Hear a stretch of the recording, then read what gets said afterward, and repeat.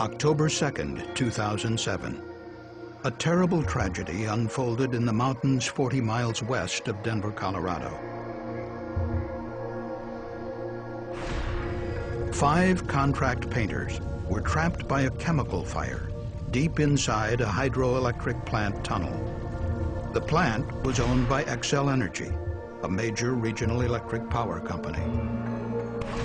The fire, involving combustible coatings and solvents inside the tunnel, blocked the only way out, an opening more than 1,400 feet away.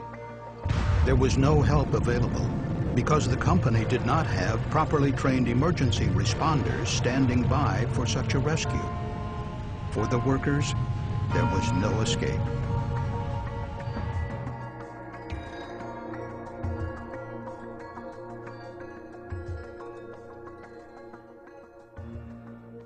The Chemical Safety Board found that neither Xcel Energy nor its contractor, RPI Coating, had adequately evaluated the dangers of the work inside the tunnel. The RPI contractors entered a confined space with highly flammable solvents, little training, and no emergency plan. From the moment they entered the tunnel, the stage was set for disaster. Xcel Energy's Cabin Creek hydroelectric plant is located in a remote mountainous area approximately 6 miles from Georgetown, Colorado. A 4,000-foot tunnel, known in the industry as a penstock, was slightly inclined at the bottom and extremely steep at the top. The penstock carried water between the upper and lower reservoirs. At the bottom, water flowed through large turbines to generate electricity. Over the years, the penstock lining deteriorated. In 2007, Xcel Energy contracted with RPI, an industrial painting company, to recoat a large steel section of the penstock near the power plant and lower reservoir. Work began at the site in September. The penstock is a unique confined space that is difficult to enter and exit. Before the project began, a door was cut into the lower section to provide access for workers and their equipment. On the morning of the accident, October 2nd, RPI workers prepared to begin the coating operation by bringing approximately 10 gallons of a highly flammable solvent called methyl ethyl ketone, or MEK, into the penstock. Some of the solvent was used to clean the equipment and hoses before starting the work.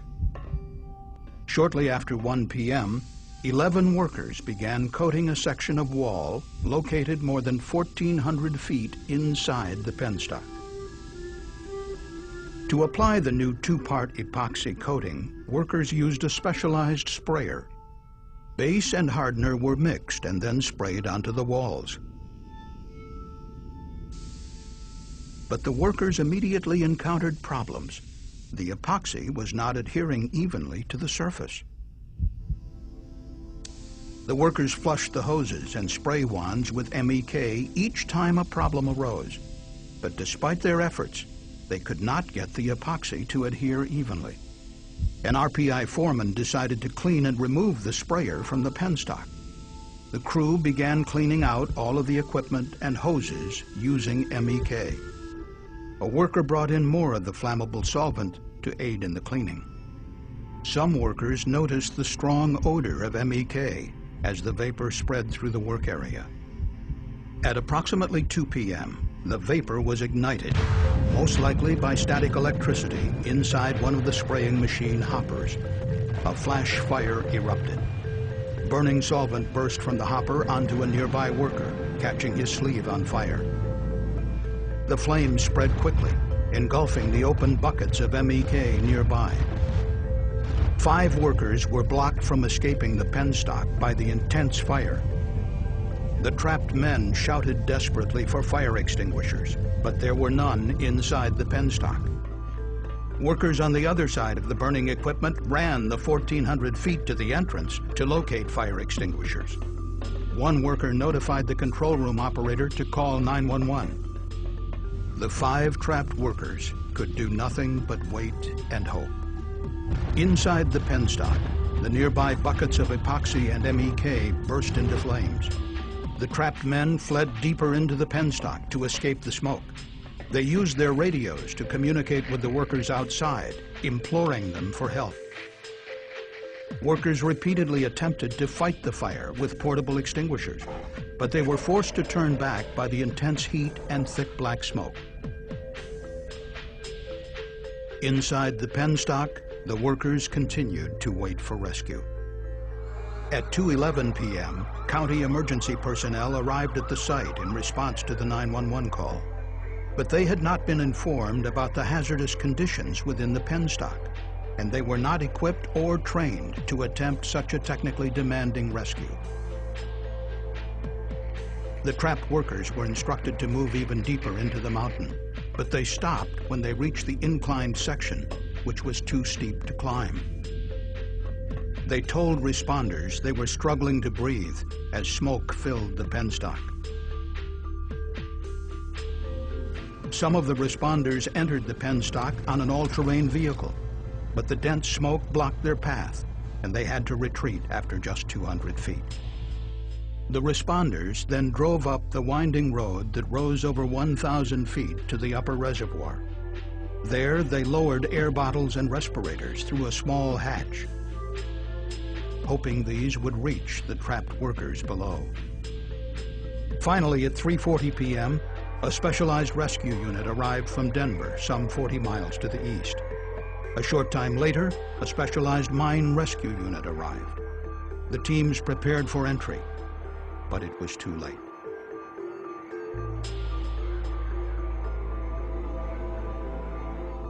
The 5 workers inside the penstock had died of smoke inhalation over an hour earlier.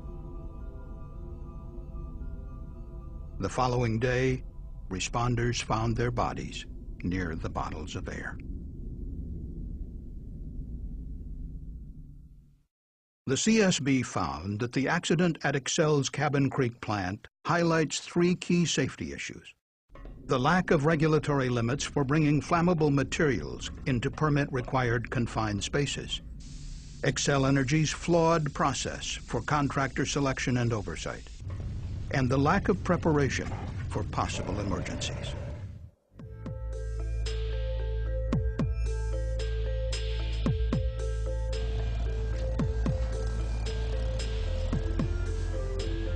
Confined space technical rescue poses many unique challenges for us as emergency responders.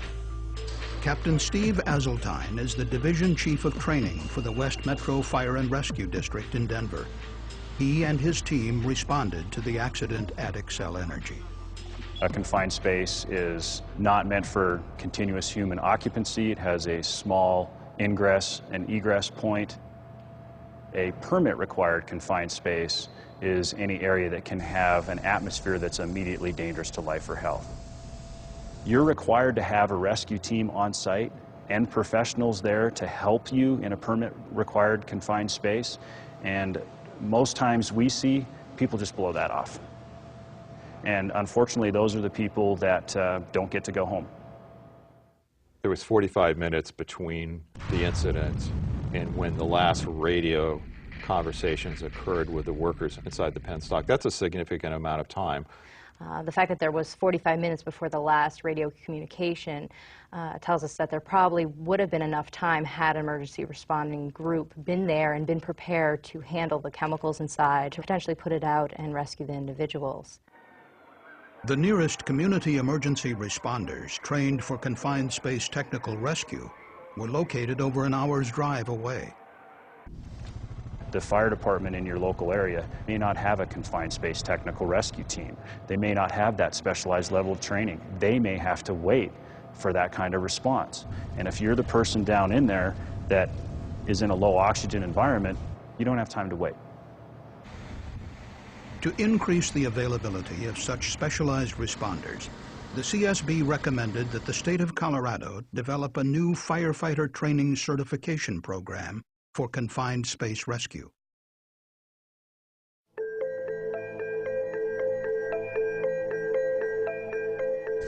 The CSB determined that when Xcel Energy was selecting a contractor to recoat the penstock, RPI did not have an acceptable safety record. based on Excel's own evaluation standards. In the safety category, RPI was evaluated to have a 0 on a scale of 0 to 5. And that was the lowest possible rating. However, that did not prevent RPI from winning the competitive bidding process, largely based on low price. Excel officials determined that another coating contractor had better technical qualifications than RPI. However, that company's estimated cost was higher than Excel's budget for the project. Excel didn't consider safety to be one of the criteria by which RPI could be disqualified. Excel did plan to closely monitor RPI's safety performance during the project. However, the CSB determined that Excel's oversight of RPI remained inadequate. The CSB recommended that the Colorado Public Utilities Commission develop rules governing the selection and disqualification of contractors based on their safety records. The board also urged the Commission to require regulated utilities to investigate and report to the public on all serious accidents.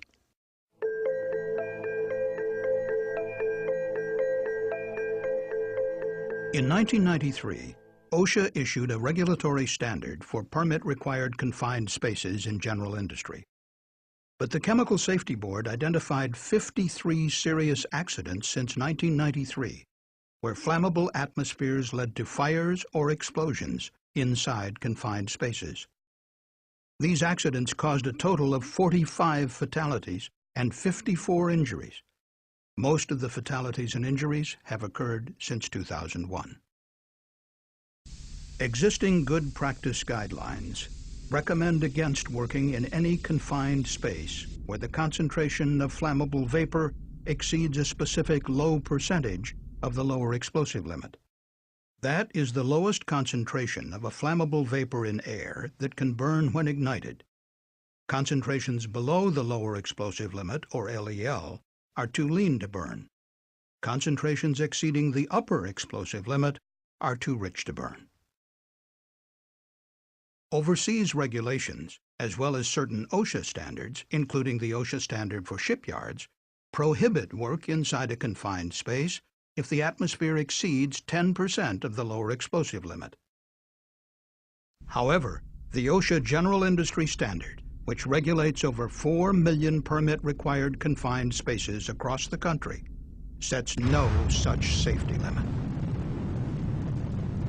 The Chemical Safety Board believes that the limit must be set conservatively because atmospheres can change quickly. Although monitoring is essential, it may not always reveal the full extent of the hazard.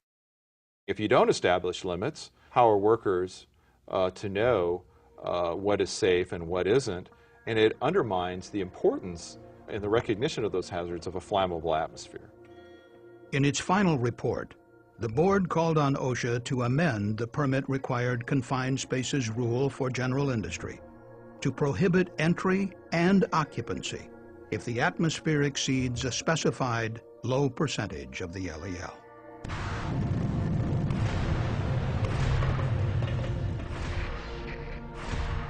The incident at Cabin Creek will affect me for the rest of my career. Do I hope that that never happens again? Absolutely. Nobody ever wants to see this type of incident occur, and anything we can do to help prevent that, I think, is invaluable. Often companies do not properly consider the dangers of working within the unique environment of a confined space. Companies and contractors need to be diligent about assessing those hazards, controlling the risks, and planning for possible emergencies. We hope that our investigation and this video will help prevent similar accidents in the future. For more information about the CSB investigation of the accident at Xcel Energy, please visit csb.gov.